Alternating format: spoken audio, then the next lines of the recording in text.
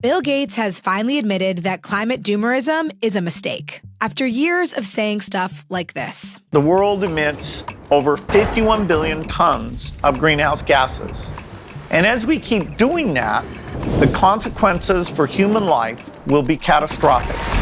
And time is running out. Bill Gates now says this: climate change will not lead to humanity's demise. People will be able to live and thrive in most places on Earth for the foreseeable future. Climate realists like Judith Curry, Steve Koonin, Michael Schellenberger, Alex Epstein, Roger Pike Jr., and Bjorn Lomborg have been saying this exact thing for years, that climate change is not an existential threat, and that the singular obsession with carbon emissions has distracted us from solving real problems. But those scientists and writers were ostracized. They were censored on social media, protested, and in some cases, pushed out of their jobs. They were mocked as climate deniers for saying the same thing Bill Gates is finally admitting today. I'm glad Bill Gates has come around to common sense. Yes, the planet is warming, but it's not the biggest problem we face, and it's something humans are more than capable of adapting to. We've already adapted to 1.3 degrees of warming over the past 150 years, a period that also happens to be the most prosperous and productive time in human history. I welcome this shift to common sense, even though the climate doomerism Gates helped create has fueled a mental health crisis among young people. Half of young people polled by Lancet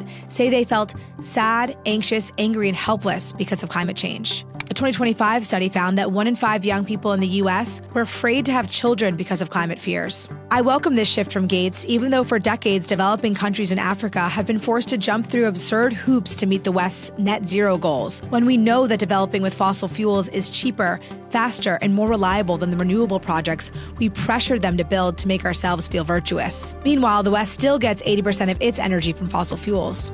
Now Gates says this is a chance to refocus on the metric that should count even more than emissions and temperature change, improving lives.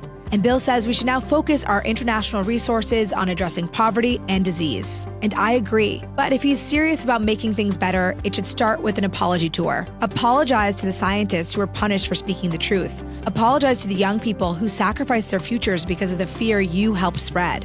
And apologize to the developing countries that were forced to stay poor, chasing green technologies that don't even work.